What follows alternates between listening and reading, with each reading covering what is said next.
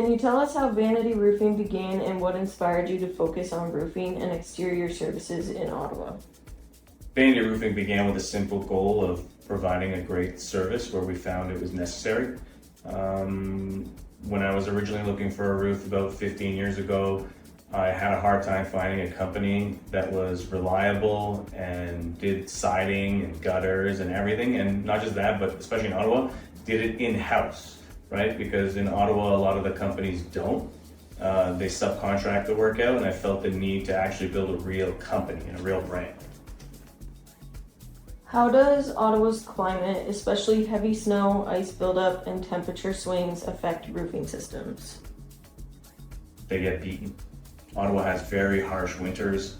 We have recurring issues with ice damming, even after new roof installations, and a lot of the time customers are concerned, hey, I just got a new roof and my roof is leaking, and then we've got to tell them, hey, this is not a roofing issue. Had you brought that to our attention, we would have let you know that what you were experiencing was actually an ice damming if it only occurs in the thaws.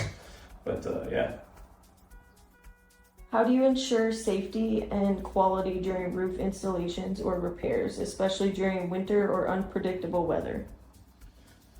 So roofing in the winter is typically only done for emergency services on shingle roofs or new construction. And we basically try to wait for the weather out, look for a stretch, just like we do in the summer with rain. And then we only rip what we can necessarily waterproof in the same day. Your company offers a free basic roof assessment. What should homeowners expect during a roof inspection, and how often should it be done? Okay, so that sounds like, what is a free inspection? A free inspection is basically an inspection that wouldn't require any work.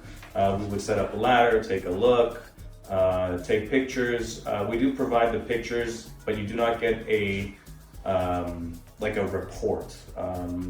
You only get a report with a paid inspection. How do you help clients decide between roof repair and a full replacement? It really depends.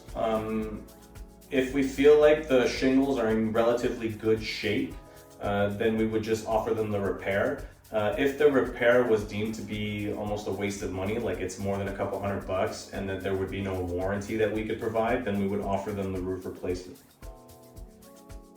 How has roofing technology or materials evolved in recent years, and do you use any modern or AI tools and technologies?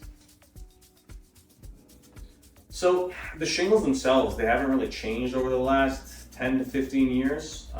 Obviously they're still improving their recipes and systems, but for the most part, asphalt organic shingles became mixed with fiberglass, and then we had the architectural shingle. And so that is a 50-year product, and there hasn't been, I've seen them installed 30 years and they're still in great shape. Can you share a challenging roofing project you handled in Ottawa and how you solved it? There's too many to name. I can't even think of a specific one, but if I had to think of the most recent challenge we did, there was a home with 5 skylights and 2 levels of roof built on top of each other, which had structural issues. We had to get an engineer involved, reframe, rebuild the roof, new skylights, new kits. That was quite the endeavor, including all new cedar soffit on the inside of the home, which was a highlight piece of their home. What are the most common roofing problems you see in Ottawa homes? What advice would you give homeowners to extend the lifespan of their roof and avoid costly repairs? Honestly, the new shingles are good. So I think a lot of homeowners mostly face bad workmanship when it comes to roofs failing prematurely. There are some shingles that have failed just due to manufacturer defects, but that's quite few. Most of it is installer errors. What sets Vanity Roofing apart from other roofing contractors in Ottawa, and what is next for your company in 2026?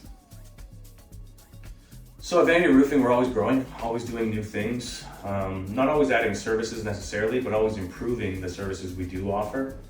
I feel like we're one of the only companies in the city that do both roofing, siding, gutters, insulation, and then we do majority of the work in-house. Most companies subcontract majority of their work, whereas we retain in-house crews. We do have subcontractors, of course, but majority of our crews, and let's say we have 16 crews going in peak season, I would say 12 of those are in-house teams, and we might have 4 crews working as subs.